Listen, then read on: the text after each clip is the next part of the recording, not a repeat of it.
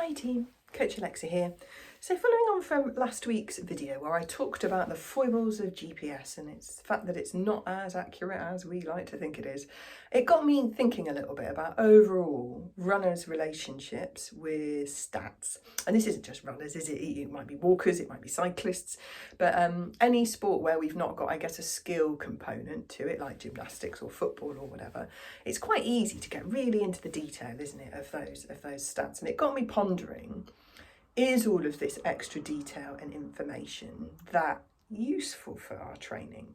So I pondered on the fact that when I started out running 20 years ago, I didn't have a GPS watch. They didn't really exist at that point. In fact, I didn't even have a watch at all to time myself until 2 or 3 years into my running journey, where I got one free with my subscription to Runner's World. And it was just a stopwatch. It told you the time of the day. You press start, it told you elapsed time, and there was a lap button. So if you were doing, for example, laps of the park, you could, time each lap of the park. And, did that stop me from being able to do a quite interesting and varied training programme? No. Did it matter that I didn't exactly know how far my long runs were? Not really. I would measure out, if I had a distance in mind, I would maybe measure that out either by driving a road route in the car. There was a car kind of route planning website that I used to use where you could put kind of pins dot to dot on the map and it would give you a rough estimate of how far it was. Or out on the trails, it was an ordnance survey map and a piece of string, old school. So, do I think that the introduction of GPS and my first GPS watch massively improved my fitness training and performance? Not really. Gave me some interesting stats, and they are useful. They're useful to feed back on. They're useful to learn from. I quite like heart rate as the most useful additional stat. My resting heart rate tells me if I'm coming down with a cold, ate some dodgy dinner the night before, whether or not I'm recovered enough from the previous sessions that I've done to be pushing on today. The trends overall, if you look at a similar run, a few weeks apart, and your average pace for the same effort level or the same heart rate over those two runs, yeah, these trends are really, really useful to look at. But are they the be all and end all in terms of improving your training?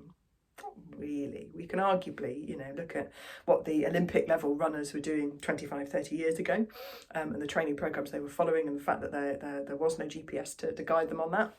They were doing pretty well, weren't they? A couple of other things to think about, I guess, is one of my thoughts on this is that sometimes our reliance on GPS and having to look at the watch for the feedback about how fast we're running, or that ability to look at it, maybe dampens down our innate ability to pace ourselves somewhat. So we're so relying on getting that external feedback on pace that we maybe don't spend as much time listening to the internal feedback that we can build up from ourselves. So effort level, what different paces feel like, what our breathing rate is like, how much we can talk, or all other feedback mechanisms that we can use to help us pace ourselves. And pacing is kind of a skill in running, and like any skill, takes practice to build up. So perhaps running with less focus on the numbers can help us build that innate pacing skill. So I'll give you an example. There's a runner I've been working with for a good few years now. We catch up roughly once a fortnight to do a track session together. He doesn't use an app or a GPS watch or anything like that. He never has. The running that he does outside of the sessions he does with me is very informal, kind of just doing what he fancies doing. So the track session is the only place where he, has a clear sense of how far he's running, because it's a 400-metre standard track. And sometimes I time him for different sessions that we might be doing. And I don't think it's an entire coincidence, although I realise it is only an example of one person, that he's probably in the top 5% of best self-pacing runners that I've ever worked with. He's got a great sense in terms of breathing, of the different sort of effort level based pacing. He can do a fantastically executed progression session where each lap gets slightly faster or back slower again, just to feel.